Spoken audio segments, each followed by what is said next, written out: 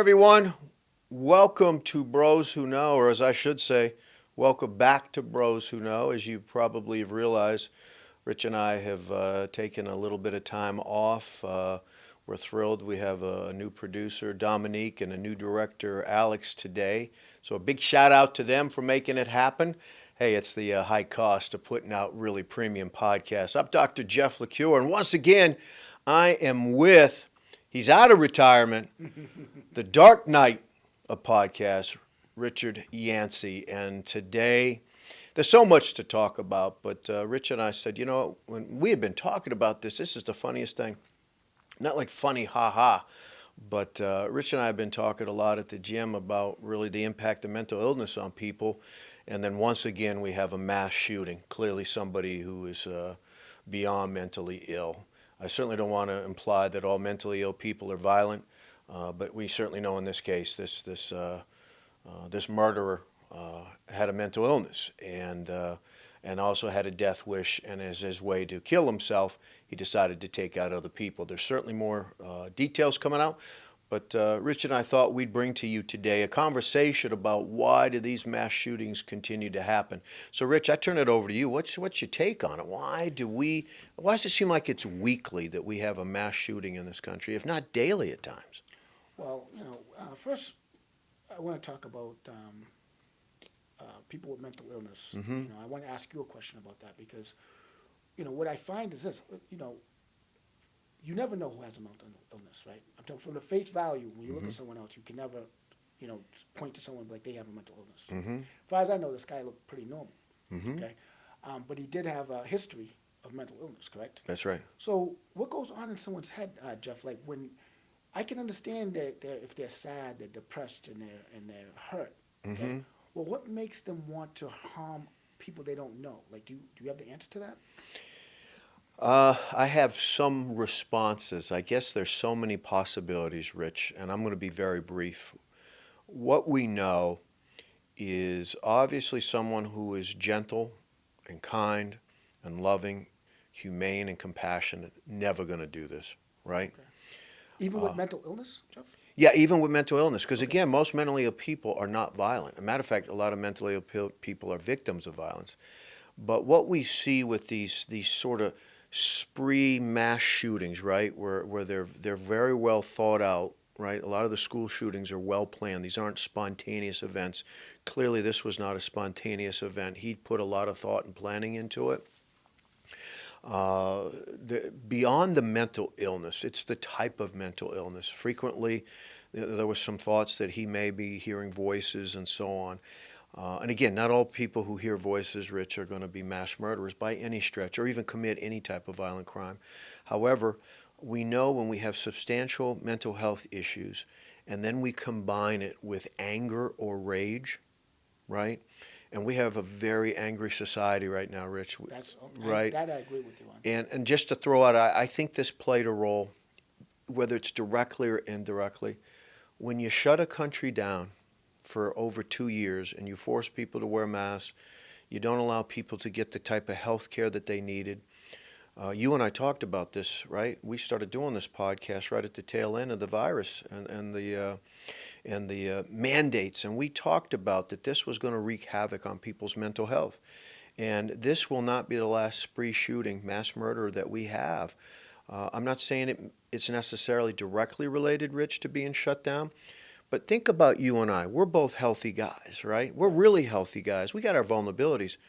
We were angry during this shutdown, right? During the whole mask mandate. And a matter of fact, if I could steal your phrase, and I love it, I think it fit, you go, this is a jam scam. All right, And, right? Yeah. And we joked about what we'd like to do to people at office, right? But nothing like that. But we knew that we were being played a little bit. But we're healthy. When you get an unhealthy person who feels like maybe they're getting played, and we don't know what his entire backstory is yet, Right. but we certainly know that there's a commonality in these spree shooters. Right. They didn't all come from loving families. They frequently came from families where there was violence. They were frequently bullied as children. They were frequently marginalized as adults. And the other type of mass murderer that we see out there, Rich, is sort of, I'm going to go down in the flames of glory and I will be forever remembered, right? So this guy who did all this tragic nonsense up in Maine and just terrorized the entire state, his name will be remembered forever. Okay, so my next question would Yes. be this. So it cannot be 100% because of his mental illness if he planned it. So it's part mental illness and part that he wanted to do this. And evil.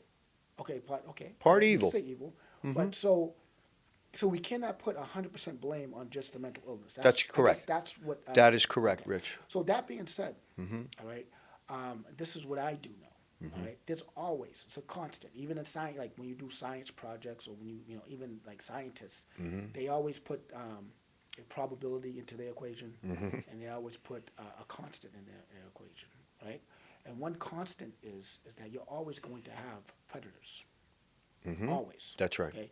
And when you have predators, that means you're always going to have victims of prey.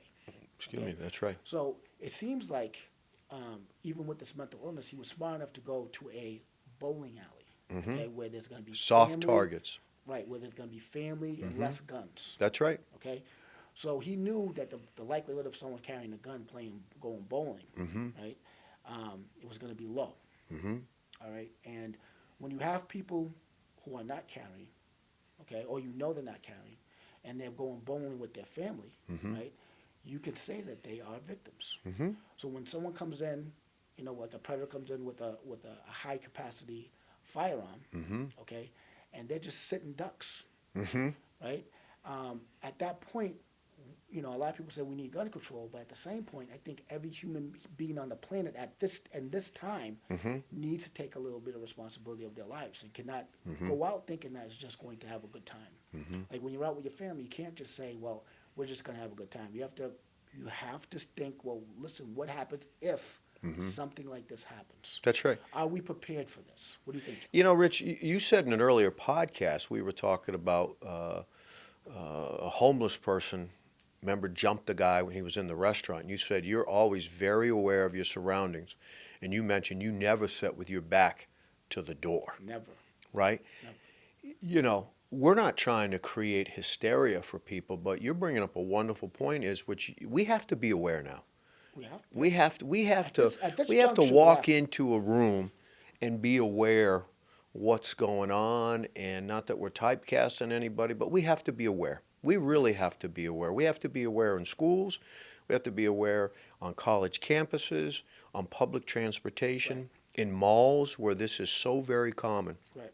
And it's a shame, and I don't know if it's going to change, Rich, until we do a couple of things as a country where we truly highlight how important mental health services are. And what we did, and I know I bring this up all the time, and I apologize to the viewers. Wrong. I have no apologies for what I'm about to say. We locked people out of health care for 2 years. Right? We told them to wear a mask. We told them not to be social. We told them not to spend Thanksgiving and Christmas with family. We told them that they could potentially kill somebody. So we scared the hell out of people. And then we locked our teenagers down and told them to go on a video and try to learn. So we lost, all of us, 2 years of really productive life. And people came out of it. No one came out of it with better mental health, Rich. They came out of it with a more vulnerable mental health. And here's the deal, and I want to throw this anecdote out to you quick. There's no services. You know, I'm a shrink, right? I do my thing. I can't go into a lot of detail because of the privacy of the people I'm privileged and blessed to work with. But if somebody goes to the hospital right now in a mental health crisis, there's no beds. Right. There's no beds. You know where they're sitting? They're sitting in hallways. I'm not making that up. They're sitting in hallways of the ER because there's no mental health I beds. know you brought that up. Yeah. You Right? brought I that mean, up it's also, crazy. yeah. So It is if you need help, Right. right? If you need help, it's hard to get help. Right. And that's why I want to have this discussion today, because we have a lot of things going on. There's a lot of things going on. Okay. And so you have the shooter. Right? And then you have this mental illness, and then you have part where he's planning, so that's a little bit of evilness, right? Then you also have the pandemic that shut things down. You also have, people can't even access help for That's mental right. illness. That's right. So, all these things are happening, and all these things are constants now. Like, there's always going to be a shooting of some kind. We don't know when, but it's going to happen. That's right. This is not going to be the last one. That's right. So at this point, Mm-hmm. okay, every human being on this planet, Mm-hmm. right, needs to sit down with their family and have an exit strategy or a plan when they Mm-hmm. go out. So you cannot. So at this point, you can't point fingers anymore. I don't think any American should point fingers at anyone anymore. Mm-hmm. At this point, every family, every human in America should sit down and have an exit strategy when they go out. They should sit down and talk about, how they're going to protect themselves. Mm-hmm. This has to be part of their everyday living situation, and I'll tell Absolutely. you why. Absolutely. Because you cannot depend on someone else protecting you when you leave. That's You right. just can't. And just the thought that, I'm going to go to the movies tonight, I'm going to hang out with my girlfriend, and then I'm going to go grab something to eat, and then I'm going to go home. That's fading away. That's almost fantasy pretty soon. Okay, because the way it's going is, I'm going to go and have fun, and I can't believe this happened to me. That's right. Well, the reason why you can't believe it happened to you because it was never in your psyche. Mm-hmm. Okay, now even if you're prepared, it still can happen to you, That's but right. you have a chance. Mm-hmm.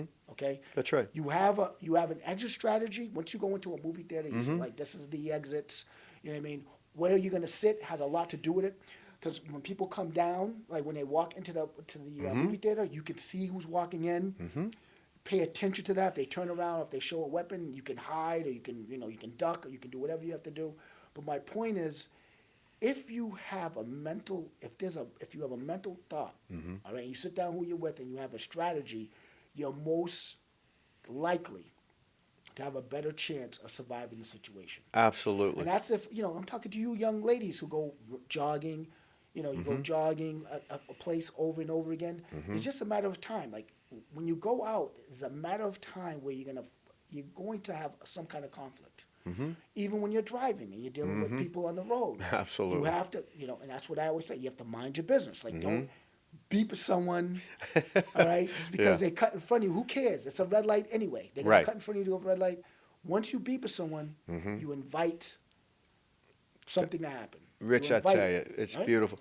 And I'm going to look right in the camera because I know some of you out there going, Richie's being paranoid. No, he's not. Richie's being preventative. See, you could say the same thing you just said about saying to a kid, don't drink and drive. Don't get in the car with someone who's been drinking. Right. Don't go in certain areas at nighttime. Don't go in dimly lit areas. You're talking about being smart. And I'm going to say this, and this will upset some people. I can promise you, Rich, if there had been a dude, or for that matter, a dudette at the bowling alley with their AK, that guy doesn't go to the next place. Right. Right? And that's unfortunate too, Jeff. Right? I mean, it's That's unfortunate. part of the prevention, quite Right. frankly, is I can Right. see why more and more people, Rich, are saying, I'm going to arm myself not as an offensive weapon, Right. but as a defensive weapon. And think about this too, as a result of the pandemic and even, quite frankly, Black Lives Matters, which we now know is not the organization that they made themselves out to be by any stretch. Look it up, folks. They're not anywhere near what they made out that they were. And that's a real tragedy to use the word black in lives and then be a bunch of liars, because black people do matter. White people do matter. We all matter. But the organization was a facade. But back to the point, they did a wonderful job of making police officers look like the bad people. And more communities cut police officers. We now know, since all that nonsense happened in 2020, police officers' show time, the time that they come from the emergency 911 call, has tripled. Because they're thinking to themselves, right? Well, So think about that. So I'm just tying into your No, you're point, right. which is you're saying No, listen. we can't count on someone else now to protect Well, us. see, again, I call both those things balloon payments. You know that. So what happened? The reason why I call it balloon payments is because what happened is when you do the pandemic and you suppress people, and they can't go out and they can't do anything, and and some of them have mental illness. What you do is that situation is going to have a balloon payment. It sure is. Okay, and that balloon payment is they go out and they do a mass murder. Okay, when you're in schools and you put down no bullying, no this, no that, no this and that and the other, that sounds great, but it's going to be a balloon payment. So the person that maybe never been bullied, or the person that feels strong now because they feel a sense of power, they might be the person that do a mass killing. Who knows? But my point is that we have to go back to the basics. The basic is okay. So let me explain the balloon payment. You have a balloon, okay, like a long balloon. If you squeeze one side, right, that's great. The other side is gonna pop up, right? You squeeze this side, the other side's gonna pop up. You squeeze in the middle, they both pop up.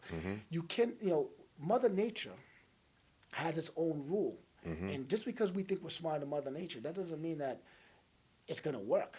Like we can say all day long, we can say, look, defund the police. That sounds great. You know what I mean? But look. Defund the police. What could possibly happen? I'm gonna tell you what happened. It's a balloon payment. You defund the police. We saw what happened. Yeah, you defund the police. The police is gonna feel like they don't have the power. They're gonna, some of them I don't even, and I agree with them.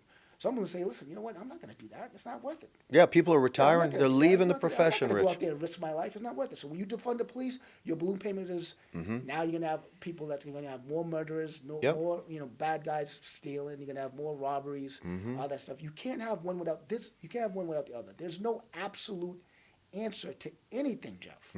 There's only percentages. That's right. Okay, so when you make a decision, there's no absolute answer. That's just like the balloon. What you have is you make a decision and you hope that 80% of it's right. You hope that 70% of it's right. So you can't defund the police, but what you can do, you can educate. You can put more education out there. You can, there's always going to be bad cops and there's always going to be good cops. There's always going to be bad humans and always going to be good humans. That's right. There's always going to be good and bad in everything. What you want to do is have less of the bad guy. That's all that is. You're never going to eradicate the bad guy. That's right. And you know Just what one we're lesson. seeing, Rich, to your point, is now, it just happened in New York City a couple of weeks ago. A couple left, I think it was the theater. I don't know if it was, I think it was off Broadway. They're walking down the street and the security camera from a restaurant picks it up. A guy goes up, goes to assault the woman. The guy goes, hey, what are you doing? And the guy gets stabbed in the throat and dies right in front of him. And we see more and more of unfiltered violence now because people know. Matter of fact, I'll give you an example. Just heard about this on Friday. Two 16-year-olds ran over a police officer That's crazy. and killed him. Right. Two 16-year-olds. And showed up in the I saw courtroom that, laughing, It's terrible. and then said to the camera, they got caught on a live mic, we're not going to get in any trouble, right? Well, they're going to believe that. They want to believe But that. what I'm saying is that's the mindset, right? Right. And So- we have people now, we have a legal system that just won't lock people up. So in that situation, you have two young kids. They don't know what they're doing. And But they knew what they were doing, they're running Well, that cop over. I know, but what I'm saying is I'm telling you, what they did was horrific. Okay? But they're also a victim of the pandemic, of their parents being raised and all the other kind of stuff. Yeah, they clearly So they- didn't have good guidance, Right. did they? Obviously, the way they're thinking is it's terrible. Right. They have to take responsibility of what they did, but also there's a little bit of responsibility on how their parents and how the society. Yeah, we is. don't hold them accountable, Society, right, Rich? People right now, today, Jeff, people just don't care about each other today. No. Oh, it's ugly, Rich. It's Like, ugly. people lost the care of another human being. They just. That's right. You know what I mean, I'm telling you, you see so much of this going on that pretty soon it's going to be an everyday thing. They hear someone die, it's no big deal. Yeah, they're like, hey, it's you know what I another, mean? right? It's just a number. It just turns into to another number. I'm telling you, it's crazy because when you have less of this, when you have one mass shooting in 1 year, like everyone's like, oh my God, like how can that happen? But when you have multiple of them, it's just like, oh man, another one. You know what I mean? Another one that happens. So it loses its bite. Does Yeah. that make sense? Yeah, and right, Richard, the fact that people are getting immune to kind of the nonsense. Another thing that took place over the weekend, It was two. a it was like two dude more. shows up. He's an Uber Eats driver. He's trying to pay his bills. Not a young man by any stretch, right? And of course, it's on film. Everything's on film now. But he gets out of the car. He delivers the food, gets the money. 9 dudes jump him. One guy steals his car, and then 9 guys on camera are just kicking and beating this guy. Yeah, it's Right? terrible. There's until we call out people, see, I've taught graduate school for a long time, and I had two ways that I describe people: people and subhuman pieces of garbage. Now, this is me as a faculty member, as a professor, as a shrink, right? As a clinician that has dedicated my life to helping people. But I call it as it is. We have human beings, we have people, we have compassionate people who are flawed and vulnerable. And then we have this growing epidemic of subhuman pieces of garbage that we have to be able to call them out. And I'm not calling anyone a subhuman piece of garbage because of how they look, their background, their religious affiliation, who they voted for, although don't get me started. Please don't get me started. All right, Rich, get me started. I'm not connecting subhuman piece of garbage to any personal defining, demographic about them.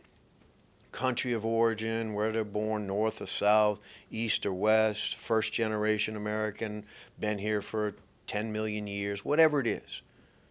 But until we call out people for being savages, right, for being subhuman. And I remember one of my grad students said to me, Rich, a lot of people just refer to people as animals. And I go, oh, God, no. Nah, even in wildlife, right, the animal kingdom, there's a fairness and a justice. It's sometimes cruel, right, because they're gonna eat, right? But there's not the same kind of, so I never call them animals. I call them subhuman, meaning I guess they live and breathe, but they are not humane. Right. So until we call them out, like this dude up in Maine, subhuman piece of garbage. Wouldn't it be beautiful to hear the president come out, right, just flat out, and call him out for what he is? I agree with you. But I also think that, as Americans, we screwed up by, like I said, the things about defund the police, but we also screwed up by lying about what holiday it is. Yeah, You know what I right. mean? Like It is crazy. I'm telling you, once you cross that line, it's like now, we're in Cuckooville. Mm-hmm. You know what I mean? Every holiday, yes, it's a holiday, but it has a name. That's right. And the reason why we celebrate that holiday is because of the name and what that name means. That's right. Okay, what that event means. That's right. You can't just say happy holiday to every holiday because that means because Christmas you have a Christmas tree. Mm-hmm. I mean, Thanksgiving you eat a turkey. Yeah. Like every holiday has a different meaning. And a tradition. Okay, and a tradition. So once you that's like defund the police. Like it's a balloon payment for that. Mm-hmm. Once you start changing the meaning or you don't include the meaning of names, what are you doing? Now a fork is not a fork, a knife not. People are cats and dogs, and They all of a and sudden- thems. Yeah, it's. but- We've just dehumanized right, people now. so you have to be honest, and we give names for a reason to identify That's right. an object or a person or or a thing, right? You need names, Jeff. Mm-hmm.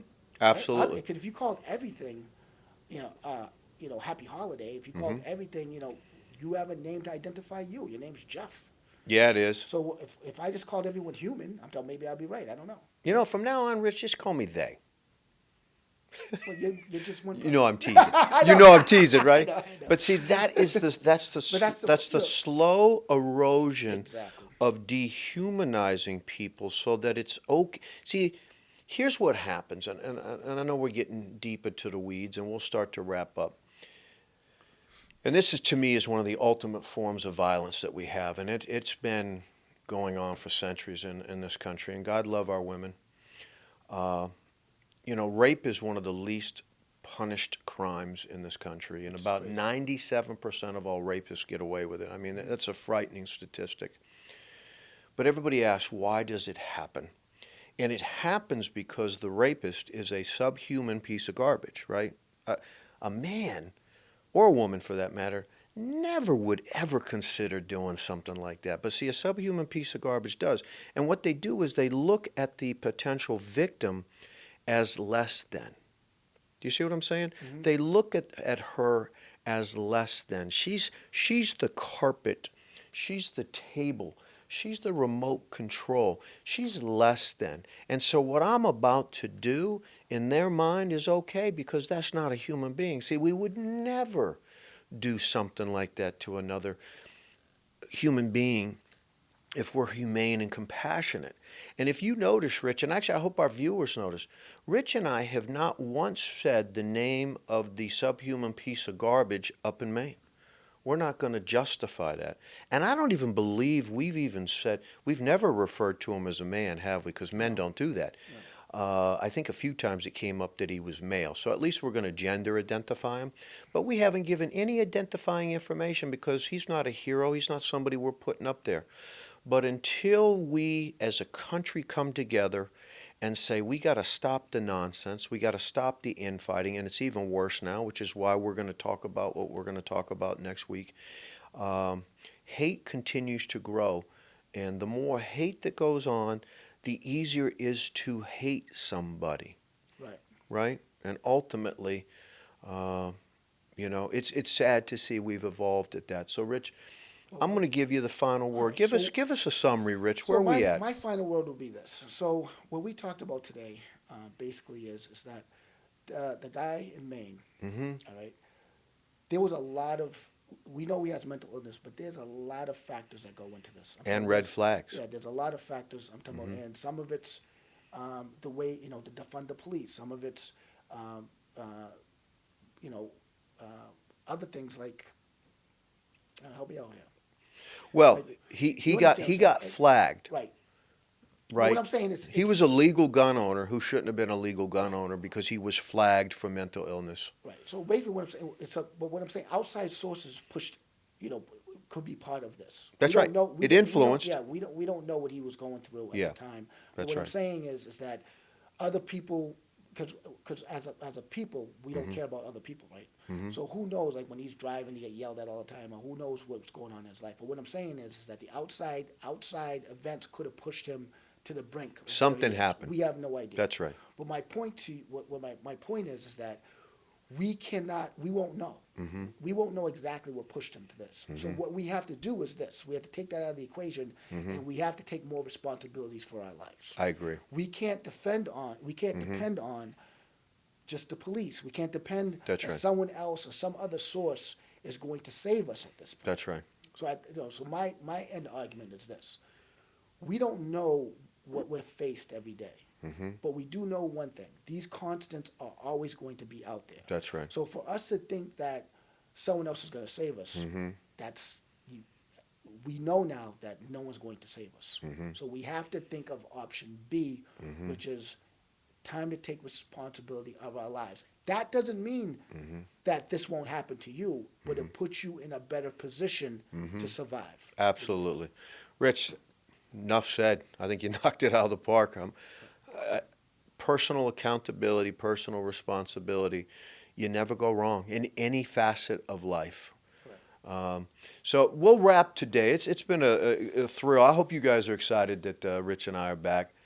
We've missed you, and we're gonna continue this conversation a little bit next week. We're gonna expand on it, and we're gonna talk about probably a lot of what's happening in our country on our college campuses. Where, to be honest with you, and I think I'm a realistic, reasonable man. And I think I'm a smart man. I guess smart men don't have to say they are, right? But I'll throw it out anyways. I never thought I'd see the day in my lifetime where I would see the overt hatred of our Jewish brothers and sisters in our country. I never, ever, particularly after World War II. It almost chokes me up. I'm not Jewish. I never thought I would see the level of overt hatred to a group of people. I never thought I would see Congress people and senators who would come out with direct anti-Semitic statements, with pure hatred in the heart. I can't believe it. And so Rich and I are going to have a conversation about it next week. You got to tell your family and friends on this one because this is life-altering stuff. We are on the edge of a major war. And it feels like we're reliving Nazi Germany in a weird way all over again, where 6 million of our Jewish brothers and sisters were slaughtered. And we have people saying now publicly on camera that it's okay. Never, ever did I think I would hear that come out of the mouths of anyone that's a citizen of this country, ever. Uh, and Rich and I hope that next week we will have at least one, if not two rabbis here to have an opportunity to talk about. Rich talked a lot about people having to live in fear and having to be preventative and aware of their circumstances. Imagine how our Jewish brothers and sisters are feeling right now when they have to think about, do I send my kid to Hebrew school today? Do I go to the synagogue today? Do I publicly celebrate some of the sacred holy Jewish days? It's very different. And we're going to try to deal with a really powerful topic next way in the way that Rich and I always do, honestly, truthfully, and irrefutably. It's been a pleasure to be with you. On behalf of the Dark Knight of Podcast, Richard Yancey, I'm Dr. Jeff LeCure, and this is once again Bros Who Know. Stay well.